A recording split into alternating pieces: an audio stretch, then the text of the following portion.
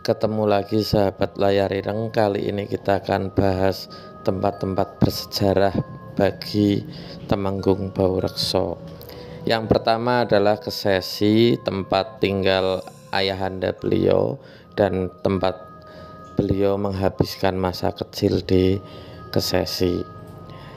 Beliau nunggak semi dengan sang ayah yaitu Baurekso I yang menjadi adipati di Kendal pada masa Kesultanan Pajang dan Mataram awal, dan kemudian beliau mendapat tugas dari Sultan Agung untuk babat alas Batang, yang dimana di situ harus membendung Kali Sambong.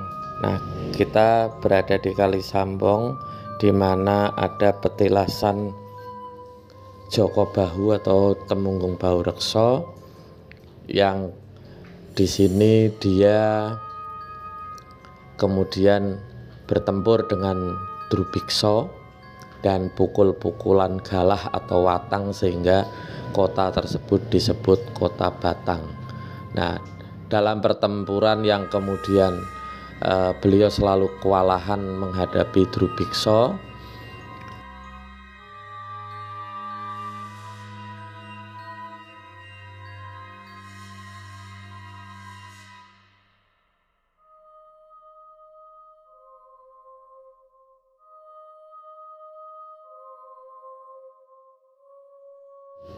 Kemudian yang ketiga adalah Gambiran. Nah, lokasi ini sekarang menjadi Sungai Loji, di mana dulu ada loji atau benteng Belanda. Tempat ini tepatnya di belakang Apotik Kimia Farma Kota Pekalongan. Ya, saya berada di jembatan dekat kantor pelayanan PLN Kota Pekalongan. Nah, disinilah peristiwa Joko Bahu Topo Ngalong untuk dapat membuka Gambiran, yaitu hutan angker yang merupakan tugas kedua ketika beliau menciderai tugas yang diberikan oleh Sultan Agung, yaitu melamar Dewi Rantamsari. Yang keempat adalah Alas Roban. Jadi setelah Baurekso berhasil membendung Kali Sambong dan kemudian mengalahkan Drubiksa, seorang Bupati Kleangan ini satu daerah yang sekarang disebut Subah dan Gringsing, meminta bantuan Ki Ageng Cempaluk untuk membuka Alas Roban, dan Ki Ageng Cempaluk mengutus putranya yang bernama Baurekso untuk membuka Alas Roban yang terkenal akan keangkerannya, dan sampai sekarang sering terjadi kecelakaan di lokasi tersebut. Kemudian Kabupaten Kendal atau Kota Kendal yang dahulu dibuka oleh ayah beliau Ki Ageng Cempaluk yang mendapat mandat dari Sultan Pajang dan dilanjutkan oleh Sultan Mataram pertama.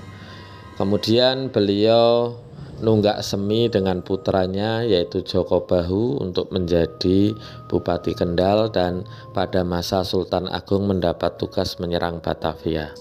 Yang keenam adalah kawasan Gunung Tugel, Kecamatan Wonotunggal.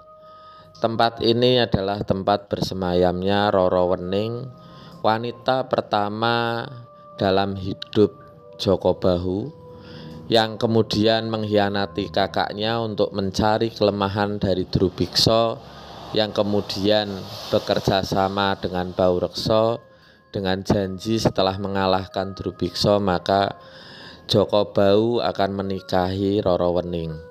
Nah, Roro Wening ini kemudian setelah dikhianati, beliau bersumpah bahwa keturunan asli Pekalongan, maka jika menikah dengan keturunan asli Kota Batang, maka biasanya rumah tangganya akan tercerai-berai.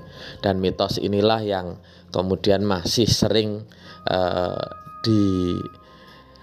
dipercayai oleh beberapa warga di kedua kota tersebut. Nah, inilah Gunung Tugel, Kecamatan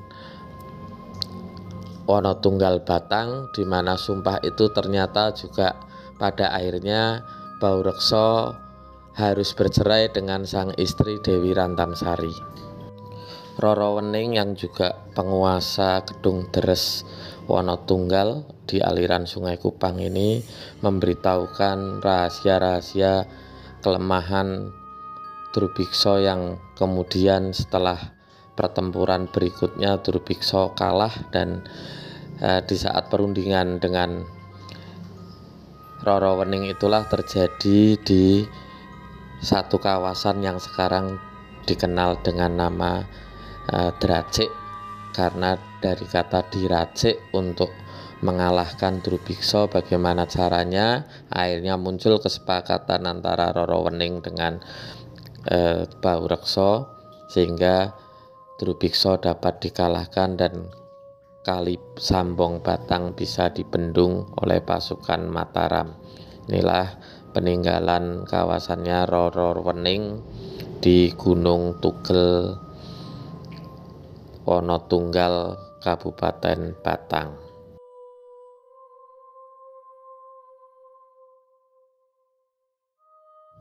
Yang ketujuh adalah Belik Rantamsari. Belik ini berada di Desa Kalisalak yang merupakan tempat masa kecil dari Dewi Rantamsari, istri Joko Bahu atau Temenggung Baurekso. Beliau menghabiskan masa kecil di sini dan inilah peninggalannya. Ada sumur atau sendang atau belik, yang jelas sumber air di mana Dewi Rantamsari mandi, dan ada petilasan makam. Walaupun zaman dahulu ketika saya pertama kali eksplor di daerah ini belum ada makamnya ya, dan anggota kami tim layar ireng sempat kesurupan di tempat ini. Nah, tetapi kami meyakini bahwa makam Dewi Rantamsari tidak berada di Kalisalak, tetapi berada di wilayah Kabupaten Pemalang, karena beliau mendekatkan diri kepada mantan suami tercinta, yaitu Temenggung Baurekso atau Joko Bahu.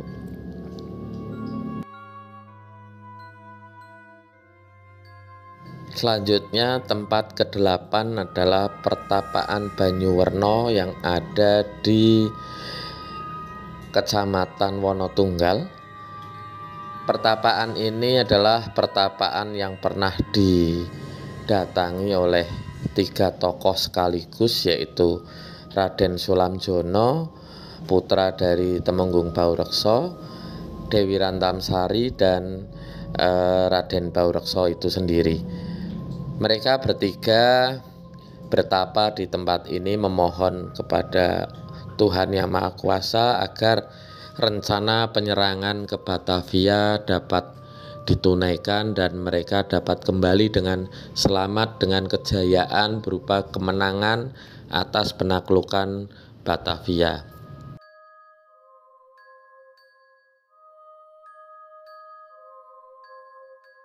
Yang ke-9 adalah Watu Payung di Desa Watu Payung Kesesi, Kecamatan Kesesi, Kabupaten Pekalongan.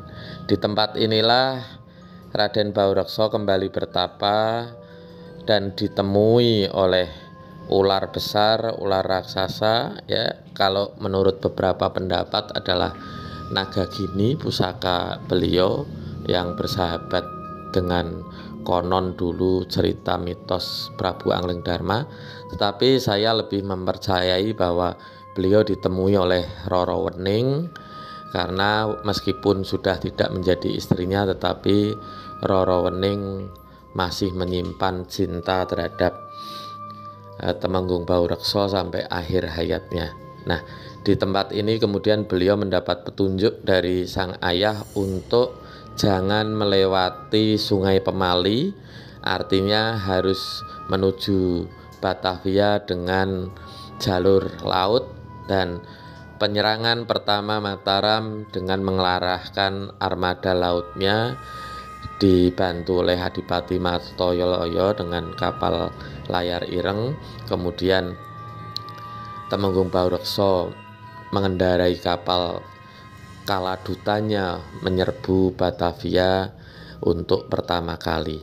Dan di saat penyerbuan inilah terjadi petaka, yaitu terbunuhnya Raden Sulamjono, putra dari Temenggung Baurekso, yang mengakibatkan akhirnya perceraian di antara Baurekso dengan Dewi Rantamsari. Meskipun keduanya masih saling mencintai, tapi rasa kehilangan itulah yang membuat Dewi Rantamsari merasa sang ayah telah gagal melindungi anaknya di medan peperangan.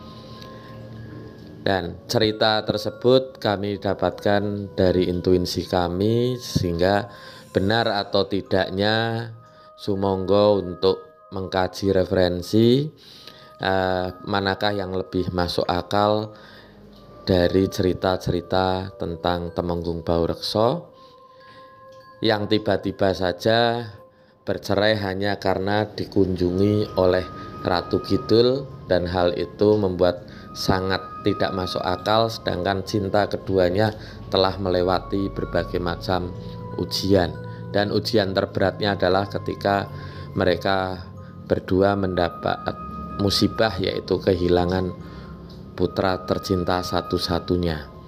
Dan disitulah kemudian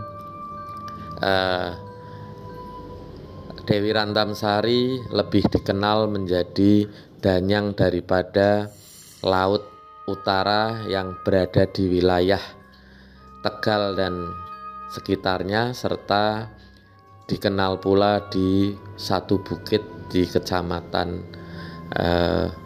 Randu Dongkal, Kabupaten Pemalang.